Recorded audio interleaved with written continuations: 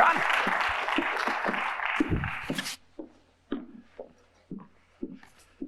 Okay, welcome everyone. Well, it's a real pleasure to be welcoming you to this State of Democracy event, Congressman John Katko's farewell address. I'm Grant Reher. I'm director of the Campbell Public Affairs Institute, which coordinates the series. On behalf of Syracuse University, I would like to acknowledge with respect the Onondaga Nation, firekeepers of the Haudenosaunee, the indigenous people on whose ancestral lands Syracuse University now stands. Before I very briefly introduce our speaker and the event, let me offer some thanks. First of all, I want to thank all of you for being here, both in person and those of you who are watching on the live stream. I want to thank the Maxwell Dean's Office for supporting the series in which Congressman Katko is speaking. For technical support, the Information and Computing Technology Group, and in particular, Tom Fazio. Thanks as well to Kelly Coleman, Jackie Nichevsky, and Jacqueline Witwicky, who work in the Campbell Institute and help put together these events. And especially Jackie Nichevsky, who's put a lot of hard work into this one in particular.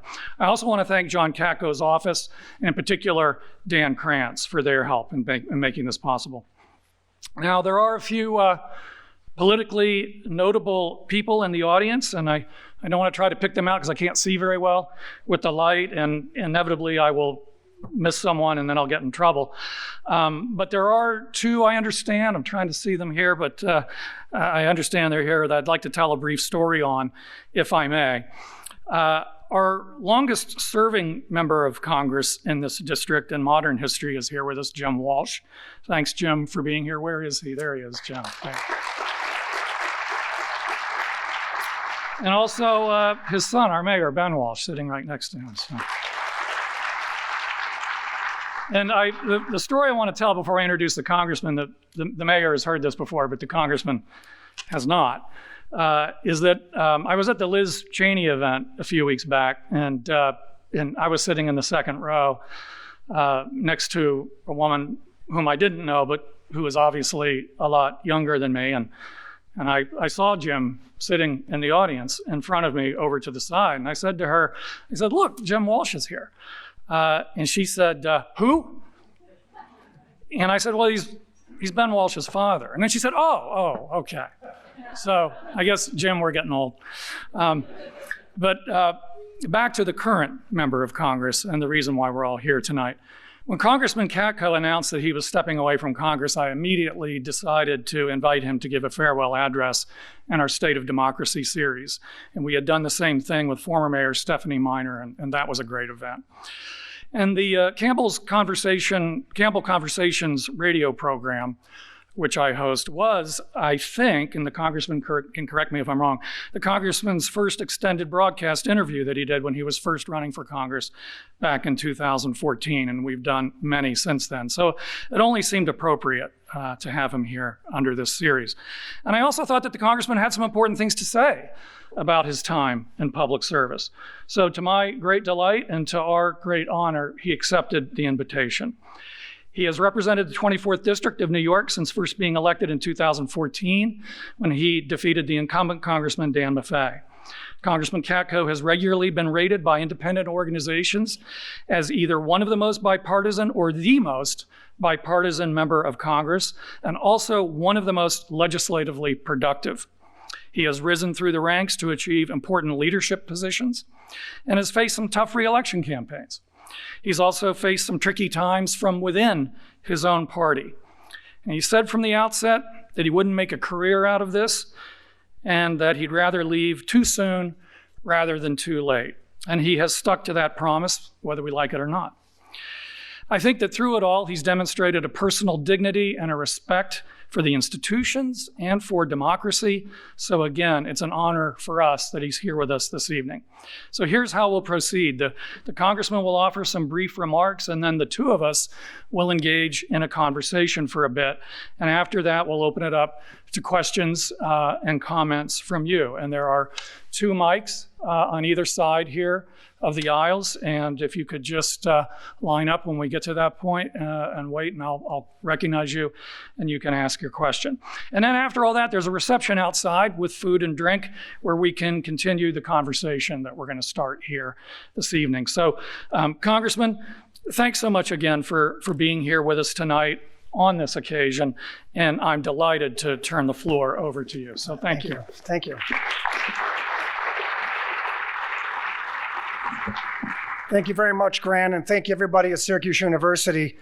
I think in 1988, when I graduated from law school, I think the last place I thought I'd ever be is before you now in a situation like I'm in. And you don't know how life happens, and it's pretty poetic and it's kind of neat. And seeing Jim Walsh here today, my mentor and friend, it's the first time I've seen him in a suit in many years. And so I hope to be following in your footsteps in that regard. And Ben, thanks for being here too, I appreciate it. Ben and I, by the way, little tidbits you don't know about, would meet routinely throughout my 8 years and throughout his time as mayor. And with Ryan McMahon and Ben and myself, a Democrat, an independent and two Republicans sitting down, no one cares what political party or affiliation you had. We were just doing the right things for the right reasons. And Ben, I know you're going to keep that up, so thank you for that. I appreciate it. My family's here tonight, a lot of my family. If we had my whole family here, we wouldn't be able to have anybody else here because I have a gigantic family. But they didn't always buy into the, they didn't make the decision to run. Robin and I did. And they had to see a lot of things I had to go through, and I'm sorry about some of the things you had to see, but I appreciate everything you guys have done. And your support was been great, so I appreciate it. And my supporters, a lot of my supporters are here. I see them out here, and I appreciate that as well. And thank you all very much. The voters always voted me in, so I want to say thank you to them. And then I want to talk about my staff, but before I do want to just talk about Robin for a second. My wife has been through a lot with us, and I thought I had a lot of threats as a prosecutor. I have far more as a member of Congress than I did as going after the worst criminals in the world. And that's hard to believe in today's day and age, but that's just reality. That's what it is. And Robin never wavered. She never complained. She stayed very strong, and I just thank you. Now, my staff. You're going to hear me talk tonight about some of the things we've accomplished, and I say we. It's not I. It's not me accomplishing it. I just like to think of myself as a leader, a lead singer in a very good band, right? And the bandmates are here, many of them, and they did a terrific job. So when I talk about what we've achieved tonight, it's because what they all did. And so I want them all to stand up for a second and just and say thank you. Stand up, guys. Come on.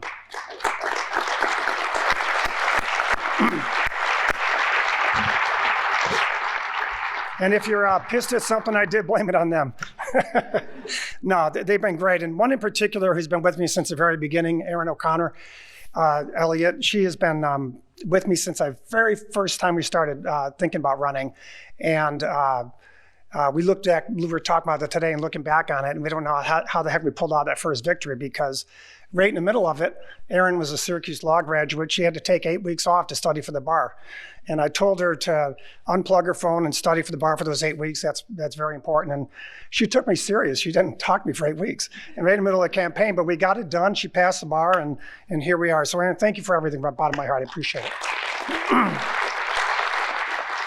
So it's kind of strange to think that this is one of the last times I'll be speaking publicly after 32 years in federal service. And that's strange, but it's also good. And I know Robin's excited. She's smiling a lot, I can tell. But throughout my time in Congress, what drove me to go to Congress was the frustration to see how people fight, and people just are banging heads all the time. And for me, I wanted to go to Congress. I wanted to surround myself with staff in Congress that wanted to solve serious problems, and doing so, focusing on unifying issues, not the ones that divide us, the ones that can unify us and should unify us. And what we did almost without fail was we didn't even introduce a bill unless a Democrat was the primary co-sponsor. And at the first, we used to frustrate my staff a bit, but then they just got so used to it, they didn't even try to get me to introduce a bill without a Democratic co-sponsor. And what does that do? It allows you to be successful legislatively from the beginning and get buy-in from the other side. It's a basic concept, but a concept I think we've lost in this country. You know, collaborating with government-focused caucuses was another big thing I wanted to do. And when we got to Congress, we took part in what's called the Tuesday Group, which Congressman Walsh knows well about, and we changed it to the Republican Governance Group so we could get more of the more conservative folks to join us. And we went from 19 members to 46. And we became one of the primary driving forces for leadership in the Republican Party. And I was ahead of that group, and I'm very proud of that. By taking this bipartisan approach, my staff and I were consistently ranked one of the most bipartisan members in all of Congress. And so what does that mean, bipartisan? It means you get along with the other side, that's great. But does it lead to anything of content? Well, it did. We had over 100, close to 100 bills passed. 100 bills passed in my time in Congress, and it's because of all the work they did behind the scenes and my commitment to bipartisanship. So it does work, and a lot of these things delivered real results for Central New York. The infrastructure. I got my teeth kicked in because of infrastructure. They tried to remove me from Republican leadership on the Homeland Security Committee because I pushed bipartisan infrastructure.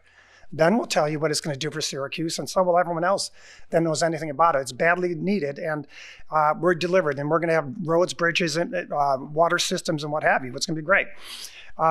Domestic semiconductor manufacturing. Anybody heard of Micron? Anybody here? It's been the greatest thing to happen to Central New York since the Erie Canal, in my opinion. And it's because we worked in a bipartisan manner to get it done. Lowering taxes for the middle class set the economy on fire and has done a great job for lower income individuals and their ability to lessen their tax burden. The opioid epidemic and the mental health epidemic in our country, they're one and the same. We've done a tremendous amount with that. We helped push upstate to get a pediatric mental health unit inpatient, which they never had here. And I'm very proud of that. My work with Assemblyman Magnarelli with that. Spent a tremendous amount of time in Congress on Homeland Security matters and became head of the Homeland Security Committee. And very proud of that work. A lot of things happening behind the scenes that you'll never know about, and that's a good thing. But a lot more things were stopped than you can possibly fathom. And when I go to the basement of the Capitol and get briefed on things, it would always drop my jaw as to how much great work so many great people are doing behind the scenes. And focusing on the cybersecurity elements of that, the anti-terrorism elements, anti-ISIS, and the airport security nationwide, good stuff happened. So I'm very proud of that and proud of what we were able to accomplish as a team. And I'll wrap up, but I just want to tell you, Washington seems more divided and dysfunctional than ever. I hear it all the time, and it's frustrating to me as well as everyone else. But I got to say, have faith, because there's always times in our country's history where we have this feeling that it's not going to get any better. It was before the Civil War. It was like that. It was before, and I would dare say in the late 70s, after the stench of Watergate and the economic problems we had under Carter. And along comes leaders at times that will change that. And I have faith that we will have a new crop of leaders coming up. And I pray to God, whoever gets in the White House next will be committed to working with the other side and committed to doing what's best for the country, not just their party. We got away from that, and we've got to get back to that, or we're going to continue to struggle. So in closing, I just want to say thanks again to everybody. I appreciate the time I had. It's been a hell of a ride, but Robin and I are ready for what comes next. And I'm not sure she's ready to have me home 24/7, but we're going to find out. And for that, I'm very grateful. So looking forward to the conversation, and let's just have a talk, and we'll see what happens. So thank you very much. God bless you all.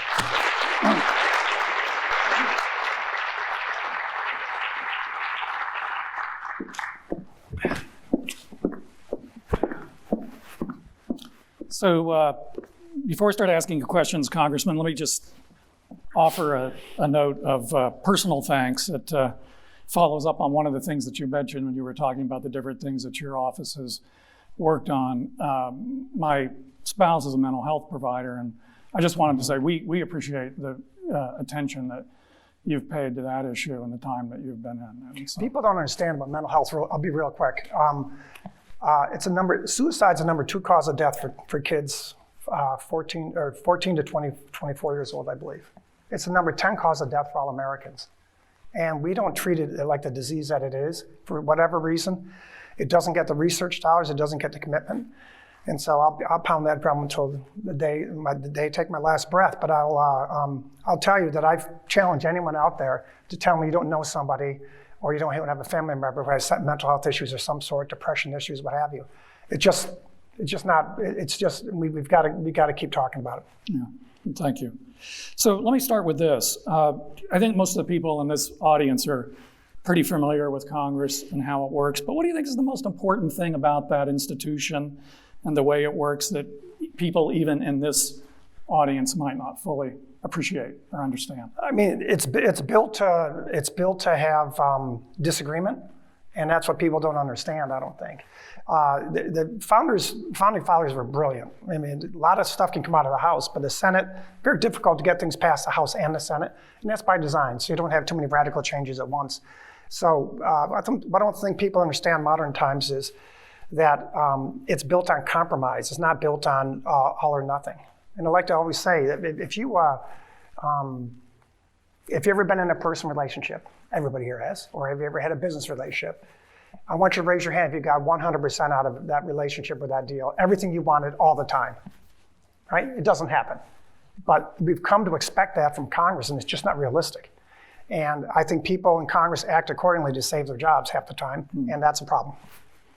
So you mentioned some of the caucuses that you've been involved in, and one of the ones that I wanted you to talk a little bit about here is the Problem Solvers Caucus, because I think to me, it's the most intriguing of all the caucuses down in Congress. Tell us how that caucus works and one or two of the most important pieces of legislation or accomplishments or achievements that you could chalk up to that. Yeah, well, the Problem Solvers Caucus, you can't join it unless you get someone from the other party to join it with you. So when I started with it, there was 8 members on each side, and now there's 29, I think, right? Or yeah, 29 was it, Aaron? I think so. 29, so it's 58 of us, right? Every single week we meet together and talk and support bills and do bills together, and we pass around the list, co-sponsoring each other's bills, and all those the nitty-gritty things. And no one ever sees that, and no one ever understands what that means. But those are very impactful to me because we're the only ones in Congress doing that. And I wish to God they could film what we talk about and how we support each other and help each other out. And we got a lot of friends out of it. And one thing I can give you a great example is the infrastructure bill.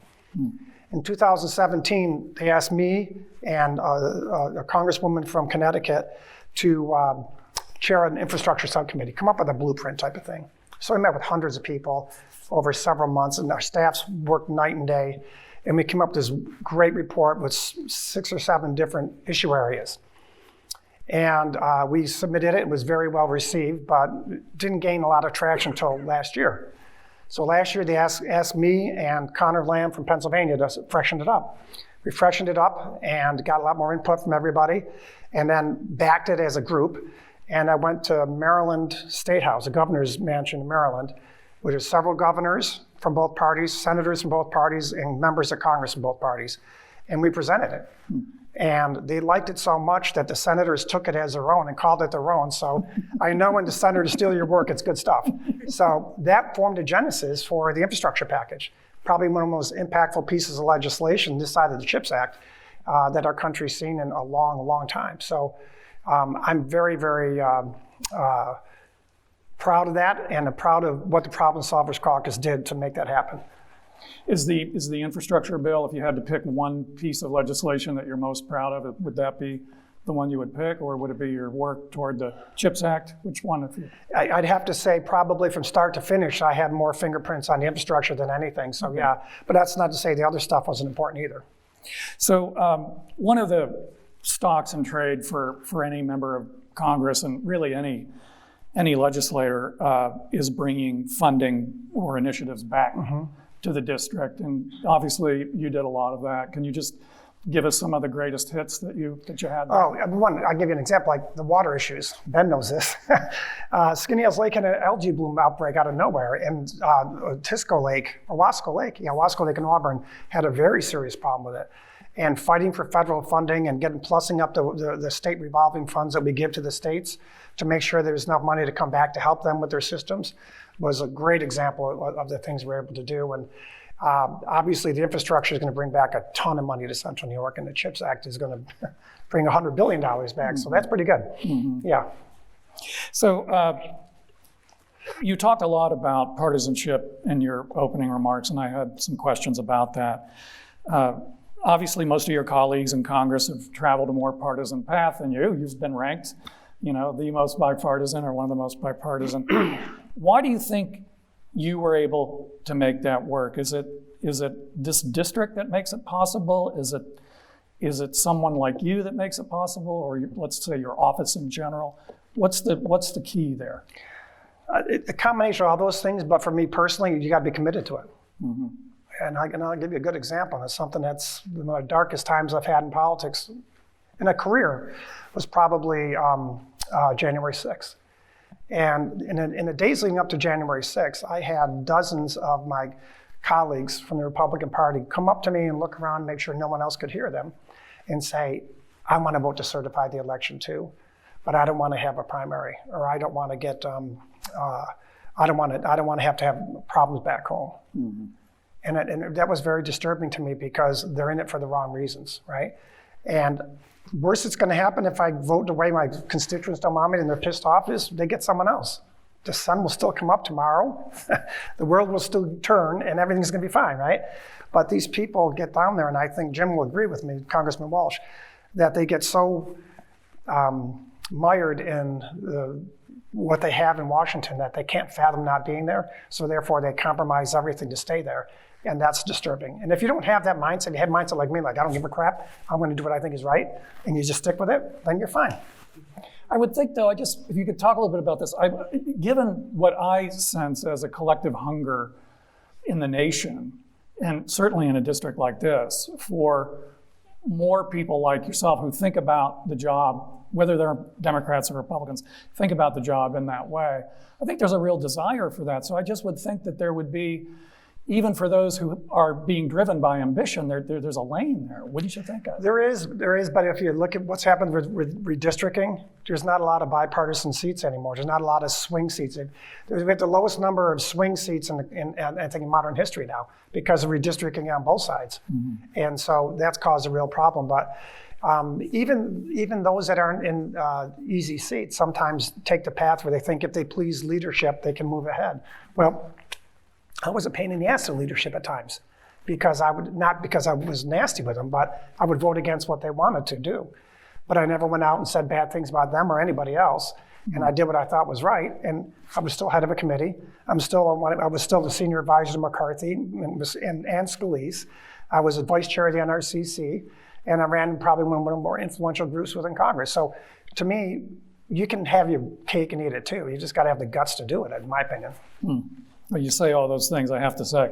Someone might think, well, gee, wouldn't it have been good if you'd have stayed with this just a little bit longer? What do you think about that, Rob? 32 years of public service is enough, for sure. Well, you've certainly done your time. And I've done my time. And I have one more career in me. We'll figure that out at some point. Okay. Yeah. So I wanted to ask you a question about something that never makes the news, and you, I think, alluded to it when you had your staff stand up, which is constituency service. Oh but that's super important for a member of Congress. But obviously, that's never in the media unless something really horrible has gone wrong. So could you just say a little bit about how your office approached that? How you've thought about that, how you've kind of oriented your staff that way. Yeah, I always told my staff, and they all know this, and you'll now when I say it, they said when I'm in the interview process, and I remind them periodically, the worst thing that's can happen to me is get a call from one of my constituents saying you guys didn't respond in an appropriate fashion, or you didn't respond quickly enough, and it beat it into their heads, and they are fantastic. But what happens is people call up everything from a Social Security issue to a VA issue, whatever it is, a tax issue. And George is here, right? George, I get an update every week, and George tells me how much money he got back for people from the IRS, and people are ecstatic about that stuff. But that's what we're supposed to, it's a bread and butter. But what's really good is the synergy with my staff in Syracuse, in my home office, down to Washington. Because in Washington, it's not so much about constituent services as it is legislation and what to get behind, mm-hmm. what bills to draft, what bills to prioritize. And they talk to each other so much that we were like a well-oiled machine. And there's issues that came up locally, they become issues in Washington, then have legislation. Like, I tortured the International Joint Commission because of Lake Ontario water levels. I only knew that because Tom Haag and crew were out on Lake Ontario all the time, listening to the people up there and hearing from the ground up what the problems are and the flooding. And I dare say we've kind of fixed it because IJC's got their act together and we don't have the issues we had there. So that's a good example, I'd say. So I got a real political sciencey question for you. I can't resist since I've got you here. There's something that scholars of representation have puzzled over, going back at least to Edmund Burke and probably to the ancients, and that's when you're thinking about legislation, when you're thinking about representation, how do you weigh more local concerns versus more national concerns or statewide concerns? You know, how do you, if the district has an interest in going one direction, but you think it's better for the nation to go in a different one, how did you sort all that out? Scotch.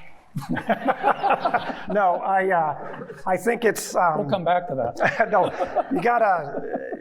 It's hard, right? But you should do what your constituents want you to do for the most part. But there comes times where you've got to do what you think is right, and sometimes it's very, very difficult. We all know what I'm talking about. But you got to do what's right sometimes. So it really is. It's a balancing act, and it's an imperfect science, to say the least. There's no perfection to it at all. But there's national issues that are very divisive back home, and you've got to make calls sometimes, and you got to do what you think is right, no matter the consequences, and you just have to. And if you don't, you shouldn't be there. So I did want to ask you, and I think you just alluded to it. I know you were coming. I know it's coming. Well, you can handle it any way you want, Yeah. but what was the most difficult decision that you had to make? From a political standpoint? The most difficult vote you had to cast. Let's do that. Most difficult decision in terms of votes in Congress. The vote was not that difficult. Okay. Okay. The impeachment vote was not difficult. I never really looked at him as difficult or not difficult. I looked at him as what's the right thing to do. And sometimes it was just sorting through all the issues, because some issues are extraordinarily thorny, like they have a bunch of different tentacles to them. And so, sometimes the social issues were very difficult to work with. Sometimes they were very easy. But bottom line is, when you have a great staff like I had, no issue in the end was that hard for me to do, because by the time we got to the point to vote, my staff and I had already worked through all the issues. So really, I can't really identify any that were like terribly difficult, to be honest with you. You up. Well, what about this one you alluded to then, the one that was easy, but a lot of fallout from the second impeachment vote? Yeah, I knew what was coming. What was the night before that vote like? Sense of calm. We had talked a lot about my staff, but it's funny, we had more discussions about other things, when you really think about it, than that one, for sure. To me, that was kind of a no-brainer, not from a, get him standpoint, just from there was an allegation.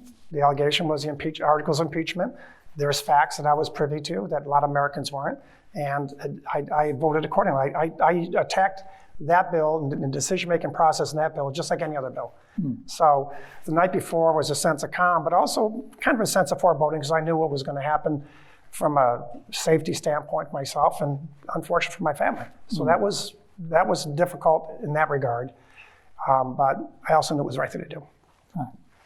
So if you had the luxury of a do-over of something, it wouldn't be that vote, it doesn't sound like, but if you had the luxury of a do-over on something, what would it be, and what would you do? Run for Congress? No.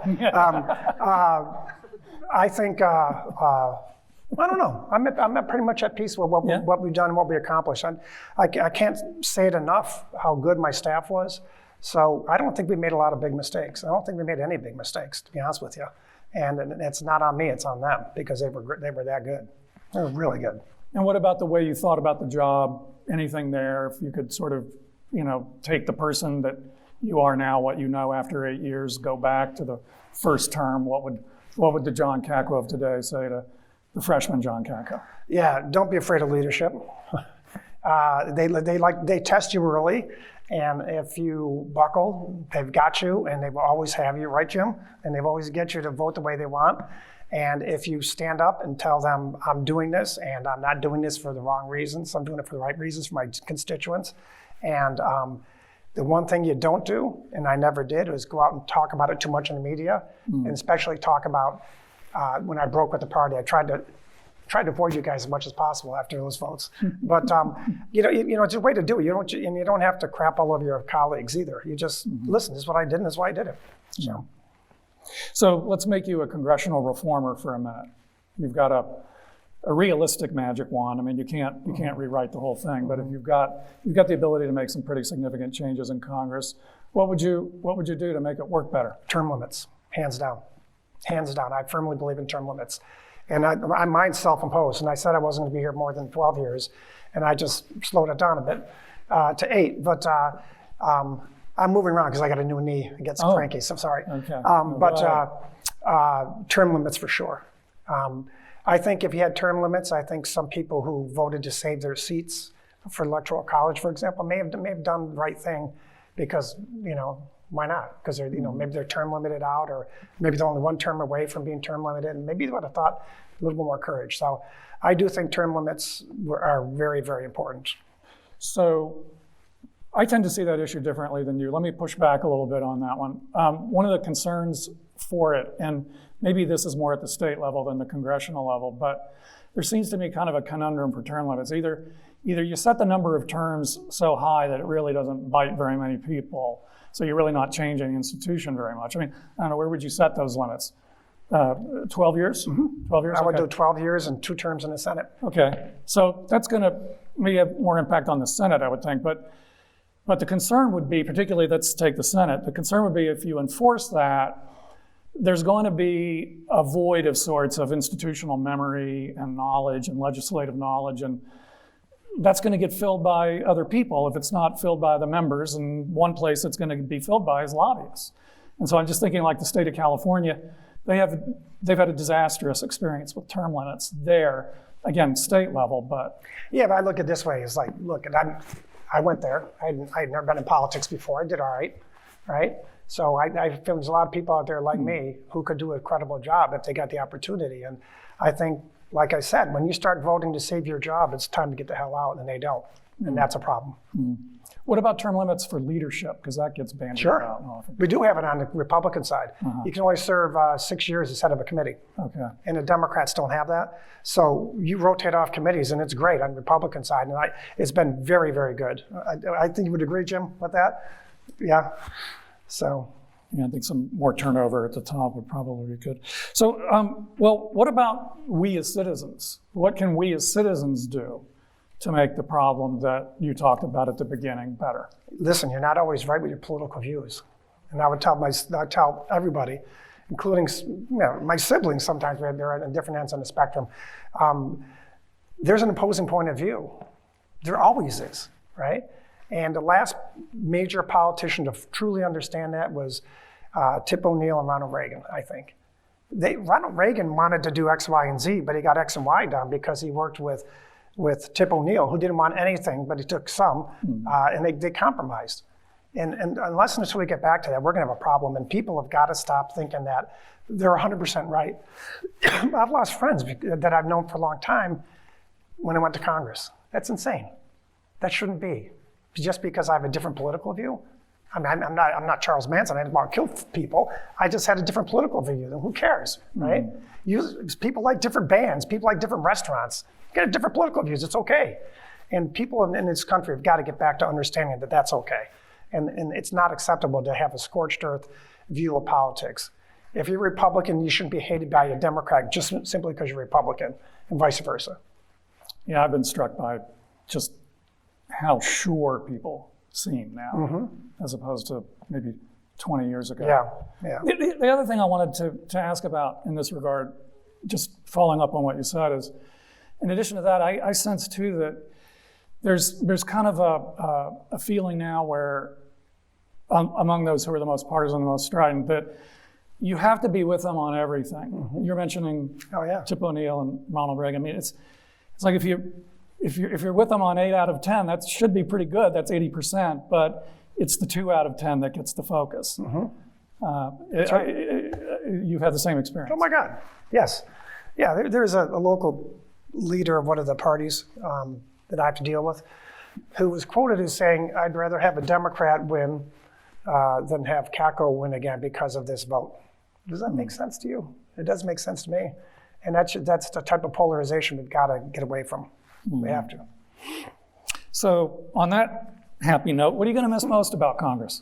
Obviously walking in a building every day. It's, I got a lump in my throat every day when I walked in there. And every single day, at least once a day, I'd look around and say, how the heck did I get here? And how did this happen? And that's such a high honor, it's hard to describe. And I'll miss that more than anything, for sure, for sure. I remember when Jim Walsh retired, Jim, you told the story about your father that said what he said he was going to miss most were those big shrimp that they had at the receptions. Well, that's the old day. They don't allow us to serve those anymore now. We can't have those. What are you going to miss the least? A lot of my colleagues, to be honest with you. It's the truth. Okay. A lot of people, when they are leaving and you ask them that question from different levels of the legislatures, national or local, they'll say, I hated campaigning. Did you like campaigning? I loved it. Yeah. I mean, it seemed like you liked it. It was tedious at times, obviously, but you get out and talking to people. Listen, people, the great American experiment is alive and well, contrary to all the what people think. And people still like to size up their politician. They still want to hear from you. And if you don't want to hear from them, you shouldn't be doing the job.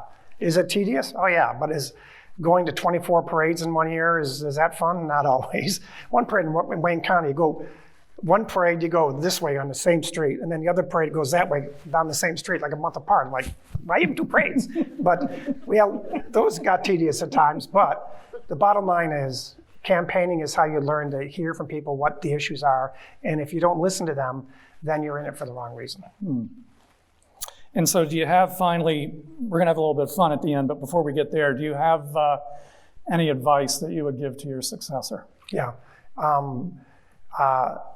Listen to everybody on both sides of the aisle. You don't just represent Republicans. And the Democrats are not enemies. You can disagree with them on 90% of the things, but on the 10% of the things you agree with them on, work on those for the good of the community, and listen to everybody. And understand that a lot of Republicans vote Democrat, a lot of Democrats vote Republican here because they want to see people working together. And I think that was a reward. I was rewarded by that because I have that attitude. But we represent everybody. And don't be afraid to stand up to leadership. It's okay. All right, so a little bit of fun before we get to the questions. We're going to do a lightning round. Okay. So short answers. I usually get in trouble, but it's okay. One word answers we're looking for here. So who's happier that you're leaving Congress, you or Robin? Robin, definitely. Okay. Any chance you're going to keep the beard into December? Robin says no. So, it's still deer hunting season now. So. We got a theme going here. Yeah. When you were out on the campaign trail, and it is grueling, when you were tired or feeling a little bit down, what was the song that picked you up? I had theme songs all the time. We had one from that song "Good Morning" from that play. What was that, Aaron? It was we'd be all tired, and I would play that song, and it was like a "Good morning, good morning." Oh yeah. And that would drive them nuts. And then "Come and Get Your Love" was one we used to sing a lot. We played blast that as loud as we could. Yeah, I always had theme songs. I used to drive them crazy with them. I had a bunch of them. But music got us going, for sure. So, as we said before, the mayor's in the audience. Is he really a Republican or a Democrat? Who's that? The mayor, Ben Walsh. Is he really a Republican or Democrat? He's neither. He's an independent. Okay. Fine. All right. Okay. You got to choose one. You're welcome. What's that? You got to choose one here. Okay. Barack Obama or Hillary Clinton? Barack Obama. Okay.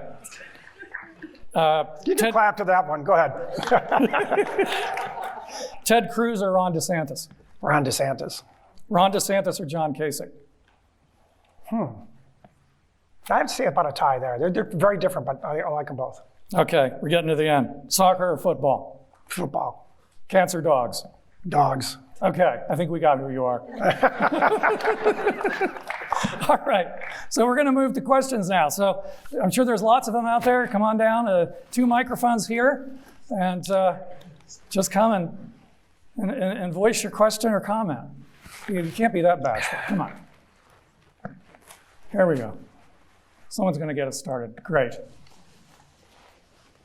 I'll help get things started anyway. Thanks, Jenny. You're welcome. So going back to your comment about term limits, it got me thinking a little bit about campaign finance and campaign finance reform. I'd be curious your thoughts about the current state of campaign finance and if there should be reforms and what those reforms should look like. Yeah, I mean, I think we should have reforms, but you can't do it without a constitutional amendment. The Supreme Court's made that clear.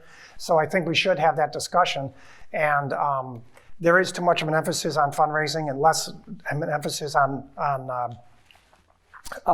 talking about the issues, for sure. So I think having a constitutional amendment is the way to go, and then set the parameters. What those parameters look like, I'm not positive, but I don't need to raise all the money I raise now to convince people to vote for me. I'd rather be in a forum like this.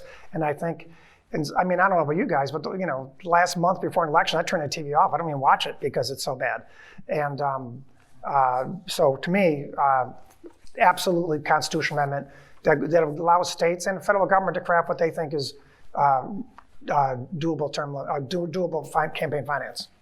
One quick follow-up, which is transparency. So understanding the Supreme Court's rulings, do you think there's wiggle room for Congress to at least advocate for better transparency of who's funding these races? Maybe, but I think based on the Supreme Court stuff I've seen, it might have to be a part of the constitutional amendment. That's a problem. Yeah, because what she's talking about is people can donate money and you don't know who they are. That's donating the money. And if you don't know who they are, how can you hold them accountable for people that are supporting that may be lunatics, So, yeah. Or foreign agents. Or foreign agents, you're exactly right. Right. Thank you. Thank you. Well, good luck getting a constitutional amendment these days, but we will keep hope alive. Try. Yes, take this one here. Hi. Thanks.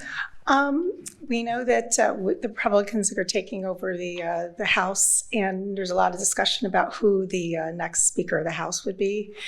There's people floating out Kevin McCarthy. Some people are saying maybe somebody who's not even a member that could be nominated. That would be a compromise. What are your thoughts? It's a math problem. Yeah, we have 218. You need to get the majority, right? To get the majority votes, and you gotta stand up in Congress in front of everybody and say who you're voting for. So right now, a lot of brave souls, and I'm being facetious saying that, have in our Republican conference said they didn't support Kevin McCarthy to be the next speaker. Those brave souls are not going to stand up in Congress and all of them say that because they won't.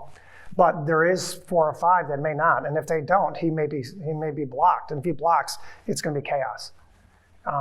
But there's been a lot of theories floated out there as what would happen if that happened. I don't think it'd be anything other than pure chaos, and who knows what could happen. And we may have the first non-member of Congress become Speaker. It could happen. It's allowed to happen, right? But from a personal standpoint, I don't agree with Kevin on that, a lot of things. But he has worked very hard, and being the leader of your party is like herding cats on crack. It's the hardest thing in the world, trying to get them all together, without getting yourself scratched to death, right? And so he has worked tirelessly for the party, and he probably deserves a shot, but I'm not sure it's going to happen. We'll have to wait and see. It's going to be pretty interesting. If it was a non-member, who do you think might be a possibility? There's a lot of qualified people out there, that's for sure. Probably take 2 from this side. I'm just looking at the length of the lines here, so go ahead. Okay. Hello. First off, thank you for coming to Syracuse University. Excuse me. Where do you draw the line between your own ambition in Congress and doing good for your community? There is no line. It's doing good for my community is by far the most important thing. Thank you. Yep. Thank you for coming as well. Who do you see as a potential new leadership of the Republican Party, and do you believe that, like the Cheney-Kissinger Republicans are necessarily the future of the party? I didn't understand the second half. Say it again. I'll just repeat the question. Who do you see as a potential new leadership of the Republican Party, and do you believe that a Cheney-Kissinger Republicans are the future of the party? I don't know who the leaders are, but there's a lot of young, dynamic people in our conference now, and we've had probably the most diverse conference we've had ever. We have more African Americans, we have more Hispanics, we have more females, doing a great job, and all of them are considered what I consider to say a deep bench. Just like I think the Republican presidential bench is much deeper than the Democrats, and I think we need to go to that. And we can't look backward with someone like Trump. We need to go to the bench. And I think we got a lot of good young talent. And I don't want to start naming, because if I do, then I'll forget somebody. But there's a lot of good young leaders. Do you believe that those leaders are more moderate and that they're the future? Not always, unfortunately. Thank you. Yes, sir. John, thank you for your service, by the way. So you've been a great 8 years. And a quick story, I had a daughter interacting with your office over a passport issue that she was negligent in, and it happened just the way you described it. They jumped on it and got her taken care of, so she was able to travel when she really shouldn't probably have. How long ago was that? It was about, it was right at the end of COVID. Was that Abby or who was it? Oh, I can't Somebody remember. take credit for it, guys. One of you guys. I can't remember, but they set her up to go to Buffalo to Awesome. the passport office and great. get it taken care of. That's So great. thank you. Here's my question. Small business community, we are desperate trying to find people. I don't know a single business person anywhere, even up to Amazon, who's not trying to find people. What can be done in a bipartisan fashion to solve the immigration issue so all these people coming into this country can legally work, can legally be hired, and pursue the American dream, and we can still get rid of the people that shouldn't be here that are filtering in? I know you are intimately involved with that through your Homeland Security stuff. What could be done to solve this problem, and what's it going to take? It's going to take us to secure the border first, and then have the discussions to how to revamp immigration. But there's a lot on the Republican side that don't want to have discussions about immigration, because they believe that if someone was brought here as a 6-month-old who's now 15, should be deported, which is insane. That's insane to me, right? So I think having a rational discussion, but you got to secure the border, or bets are off. What's going on now at the border is beyond dangerous, and the number of terrorists that have gotten across that border to be on the terror watch list is stunning. And to me, we've got to secure the border, but we also have to have it so the vast majority of people who come here and then end up being illegally here are overstaying their visas because they're afraid if they go home they won't be able to come back again. So all you got to do is tell workers that if they come, here's your visa, you can go home and you can come back. It's a pretty simple fix right there. But it's things like that. We need to have common sense reforms, and we tried it. We got very close. The far right will make it very difficult, but it has to be something that's quintessentially a bipartisan effort. And we've got to do it. And you can do it in such a way where it's, they have lotteries now. So if you're in another country and you just win the lottery, you come over. How about making it merit-based? Basically, like, okay, we need engineers, or we need whatever. And every year what it is, so you issue the number of visas from based on the need. And so you're not infringing on American jobs ever. And if you start cutting in American jobs, you cut the number of visas. It's pretty simple. Like my father was a farmer his whole life, and he had terrible time trying to find work crews. And it's even harder now. And so Americans don't want to do a lot of those jobs. And if we want people to come in from other countries, great, we should. We should make it easier to do it. But everybody gets all wrapped up in quote unquote amnesty and all that. But if you want to see how far right our party's gone, go back and look at the debate between George Bush and Ronald Reagan in 1980. And their debate about the border. Remember this? Mm-hmm. They were talking about open borders and amnesty and everything else, and we don't agree with a lot of that stuff, but they were talking using words like compassion and rational and reasonable. We're so far away from that right now, it's ridiculous. And both sides are at fault for it. Nancy Pelosi had control of the House for 4 years. Yeah, 4 years. Mm-hmm. She could have solved the DACA issue anytime she wanted to, the deferred action for kids, right? She could have at any time she wanted. She didn't, because she used it for political football too. So both sides are at fault for it, but bottom line is you got to secure the border and then have those discussions. And I hope we do, because we need it. Yeah, you had a deal during George W. Bush's administration. Yeah, we did. And Yeah. it fell apart. Yep. Hi, Congressman. May I just say the hunting beard suits you in this retirement phase. I know you said you turned the TV off, but we did have quite an election here to succeed you. I'm curious, you haven't talked about it much, what you think of your successor. He was fairly critical of your record. I think during his primary, he referred to his opponent as Katko 2.0. The phrase rhino was used a couple times. I don't know if you're familiar with the term. The term rhino, yeah, I've been called that once or twice, yeah. So I'm curious, what you thought of that race, what you think Mr. Williams will do in Congress, and if I could get you to answer who'd you vote for? Well, I don't have a crystal ball, so I don't know what he will do. I hope he does listen to his constituents just like I did and does what he thinks is right for his country. Everyone's going to be different and be different.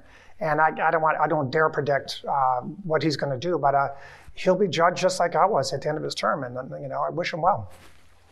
Thank you. Sure. Hi, my name is Marie. First of all, it's an honor. Thank you so much for being here. You have low standards if you think this is an honor. Dang. So you said something that really piqued my curiosity. You talked a lot about the importance of considering the other side. So in this country, a lot of people have trouble doing that, like respectfully listening to an opposing viewpoint. My question for you is, what is the solution to that? How do you get people to listen to each other, to respect one another? How, I guess, do you take steps in ensuring a more unified country? That's the magical question, right? My opinion, the best way to do that is to get someone in the White House who is committed to that. And I know Biden, and I've been in the Oval Office with him. I've been on Air Force One with him. He's a nice guy. But I'm disappointed that he's so far one-sided. I thought he was going to be much more of a uniter. And that's the kind of what you have to do to get the job now, right? But I think someone's got to get in there and work with the other side more. I mean, I keep going back to Ronald Reagan, but it's so weird that the conservatives look at him as like the god of conservatism.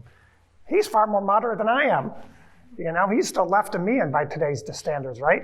And but he respected the other side, and he never said an ill word about other Republicans, and he never that was his 11th commandment. And we need someone like that. I don't care if it's a Democrat or Republican. I don't care if it's an independent. So there's a chance for you, Ben, if you want to run. There you go. But it's got to be someone in the White House who changes the narrative. And the problem is you got to fight up against a lot of things. When I was a kid, ABC, CBS, NBC, and public television were only news outlets. And the worst thing you could call a reporter or a news anchor was biased. And now it's a badge of honor. And if you're like a hardcore righty, you can go watch OAN or some news network and get exactly what you want to hear and nothing else. And same with the left, right? They can do exactly, they can go right to one. They can read only what they want to hear. And it kind of reinforces that they're always right and the other person's always wrong. And the only way to overcome that is have someone in the White House who's got the guts to change the narrative once and for all. And unless they do, it's going to be a struggle. I hope to God somebody does. And it certainly can't be Trump. Thank you, I appreciate it. Sure. Take another question from this side, looking at the line here. Hi. First off, I just want to say I'm from New Jersey. Frank Pallone's my congressman, obviously a Democrat. But hearing you talk about a lot of the same stuff I hear about bipartisanship and just it doesn't really matter what side you're on as long as you're working towards the right goals for the right reasons. It does allow me some hope that maybe we're going in the right direction or there's a chance for us. But my question is that you mentioned earlier the brilliance of the founding fathers, which I think is evident, but they often worried about what they called, or we call it, too much democracy. So, they put in stuff like indirect election of senators or separation or the Electoral College. So do you think that the climate we're experiencing now is a result of too much or too little? Too little or too much of what? Democracy? No, I don't think you never have too much democracy. It's good. It's rough and tumble. It's nasty. It's meant to be that way. But I think the common respect for opposing points of view is at the heart of the problem right now. Everything else emanates from that, I think. So I think, listen, go ask somebody in Russia what they think about democracy. Go ask somebody in China where 10 people were killed in a building because the government locked them in because they didn't want them out for COVID. We don't realize any idea how lucky we have it here. We're so lucky being born in this country. And if you think you're not, go to another country and see what they're up against. It's unbelievable on some of the places we went to on this journey. We can never have too much democracy, in my opinion. Thank you. It's all about. So, Jackson, were you going to ask a question? You were good? You're good. Oh, okay. Go ahead. He's good. Thank you for your bipartisanship and your leadership. It's really been something you have a lot to be proud of. Thanks. And on behalf of the housing industry, thank you. I have your next Defender of Housing Award. I think this is your third or fourth one, which I'll get to your staff. So speaking of housing, any talk in Washington about housing finance reform? taking Freddie and Fannie and doing some work on that. It's so desperate. You talked about unifying things. Housing is a unifier, and it's such a mess. And we really, really need some work on it. And it's just not happening, especially in Washington. Yes, but I'd be lying if I said it was a front burner issue. It's not for a lot of people. It's Why not is that, John? It's because it's not 2008. Because a lot of times we don't act until the crisis punches us in the face like it did in 2008, right? And then all of a sudden you have a legislation afterwards. We tend to wait till the very last minute to get things done. So I don't see that coming.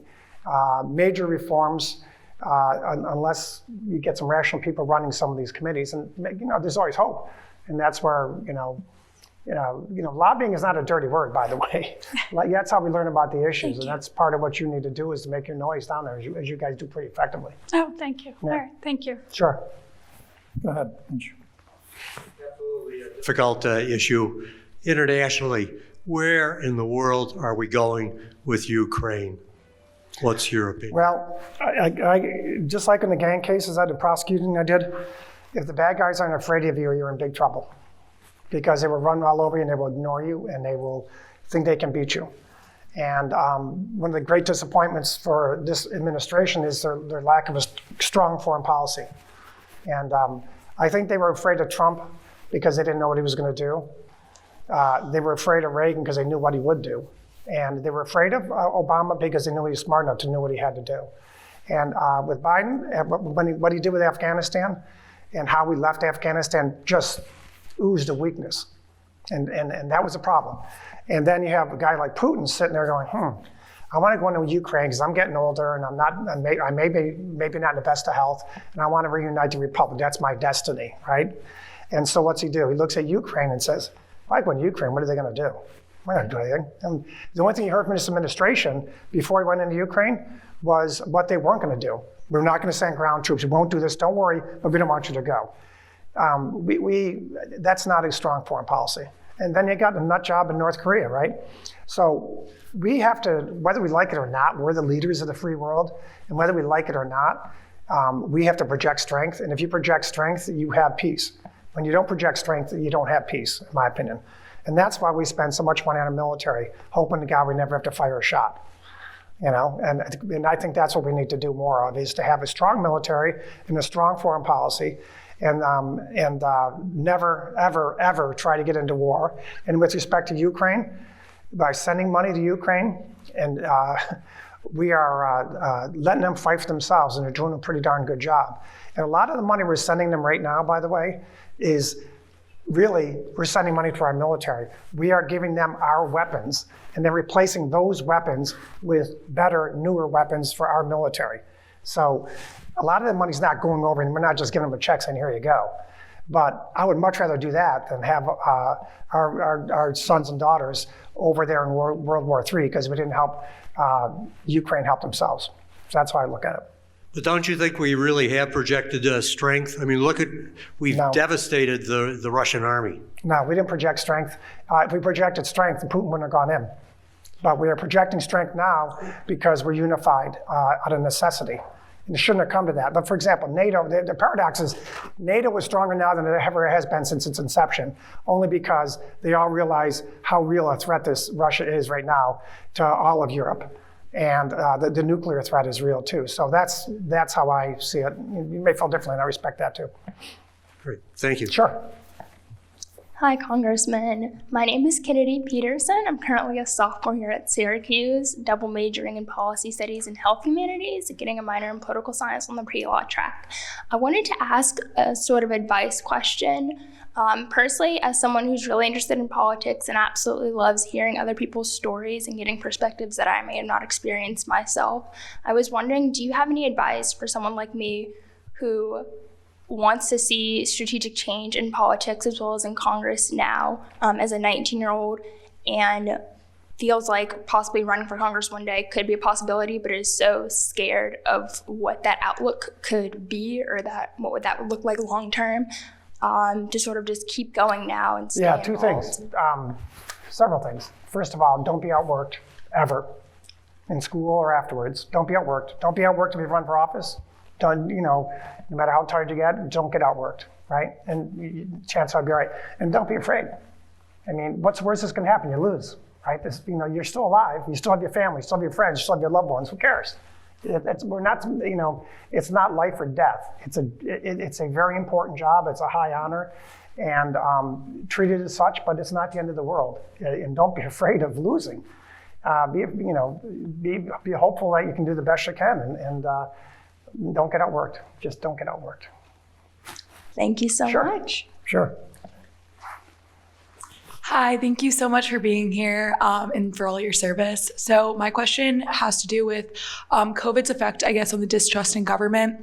So obviously there was a huge increase in just the public's distrust of their government. So my question is, how did you pivot your strategy to kind of attend to those issues that were fairly new, even though they were still present prior? And like, how did you, in terms of PR strategy and in terms of how you carried yourself, how did you increase that transparency between you and the constituency? During COVID? Like, due to the effect of COVID's increase in distrust. You have to have a staff that knows what they're doing, and you spend a ton of time making sure you get the right hires, and then you let them do their job. And they as usual, responded superbly. And a lot of them are at home. A lot of them are, I'm sure, it was lonely for them, being they're not living in the Taj Mahals on the congressional salary. Are you, Dan? No. A lot of us, a lot of them, it was tough, and they're isolated, right? But they still did a great job. And it's just a matter of it's another problem to tackle, and they tackled it, and they did a fabulous job doing it. And COVID was devastating for this country, and I think the long-term effects are going to be are just beginning to be figured out for kids and adults and everybody, but Congress too. But I have faith that we'll get through it, and I have faith that we're going to learn from it and be better for it. Thank you. Sure. All right, we'll let Legislator Knapp have the last question. Go ahead. Oh boy, that's pressure. Now, I was just going to say very quickly, we're in this beautiful building dedicated to veterans. First wanted to thank you, Congressman, for all the help you did for a lot of our veteran community, especially recovering medals that they either lost or were supposed to get that never were received. It's one of those little things that mean a lot to the individual and their family. So number one, thank you for that. On the bigger picture though, we had the discussion about the Ukraine a couple of minutes ago, and projecting strength, et cetera. What do you see as the current state of our military, and particularly, Army, and then of course the lesser branches? But what do you see as, there's absolutely challenges out there, and where do you see us going now? Well, I think the biggest challenge in the military right now, I think we're doing a much better job of trying to keep them properly funded. But the challenge now is clear. It's China, and it's China to the most extent, and Russia to some extent. But Russia's military is shown to be what it is, and it's not very good. But they have a lot of missiles, and that's always a concerning thing. But China is terrifying. It's terrifying from a cyber standpoint. It's terrifying from a global ambition standpoint. It's terrifying from a leadership standpoint. They just got Xi Jinping is now basically leader for life there. So he doesn't really care about re-election, or he doesn't care about losing support, because he'll just kill his opponents. And he is a dictator now. And they want to go into Taiwan. There's no question about it. Going to Taiwan, that's why this CHIPS Act is so important. You go into Taiwan, our world economy will grind to a halt overnight, because China produces about 90% of the high-end chip manufacturing in the world. Everything from our cars, telephones, toothbrushes, electric toothbrushes, everything has chips in it now, right? And multiple chips. I think a car has like 12 or 1,400 different chips in it. And there's cars that are being delivered today routinely to people, and they have to wait for the chips to get the other things they need for those cars. And if China goes into Taiwan tomorrow, we're in big trouble. So our military has to understand that, and we have to, from a cyber standpoint and from the military standpoint, be ready for that threat. And whatever that is, we need to do it. And it's not a question of Republican or Democrat. It's a question of, survival and projecting the right strength. I know a couple of the branches missed their recruiting goals for the first time in a long time last year. Any thoughts on that? Yeah. I mean, I think it's part of the overall labor shortage, and I don't know how it happened so quickly, but it's a major, it's a labor issue more than anything else, I think. And, we got to do a better job with projecting the great things about the military. Our son is overseas right now. We saw him 4 days from his honeymoon, got called up. I don't think his wife was too happy, but he's serving. We're very proud of him. But we need more people like that, and we got to instill that in our kids coming up. And I just got to digress for a second about Dave. Dave ran my the academy search committees for I don't know how many years. Did I sucker you into it? Yeah, 8 years. And everybody called me up and said, "Hey, man, you're my buddy. Can you get my buddy into the military academy?" And I'm like, no, it's going to be completely fair, completely democratic. And whatever they recommend, they interview every single candidate, and they spend a tremendous amount of time doing it. Then they make recommendations to me, and whatever they recommend, I've listened to 100%. And so thank you. That's an awful lot of work, and I appreciate you for that. Thank you.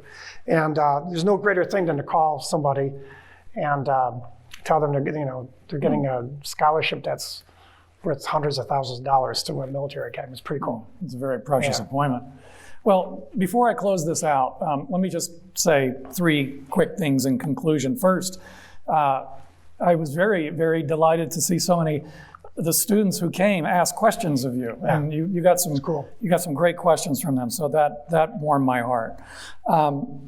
Second, Congressman, my favorite quote of yours, you used a version of here when we were talking, having to do with Scotch.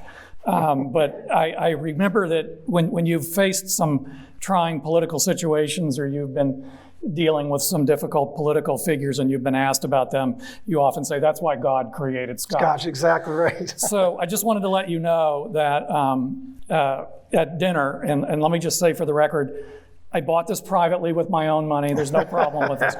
But at dinner, we'll have some nice single malt Scotch. Let's go to dinner. To share. And I'll make sure you get a wee bit of it. All right, sounds good. All right. And then finally, I just want to say that I've appreciated you and your staff making yourself available over the years for conversations like this. I think it's important for the community, and so you've been very good about that, and making yourself available for debates and for the radio program. So I want to thank you and your staff for that. And then last, we can always debate some of the votes that you've taken, some of the policy positions that you've advocated, but what I think is undeniable is that you've approached your public service with dignity and with grace, and I think that's going to be missed. So thank you for that. Thank you very much. Appreciate it. Thank you.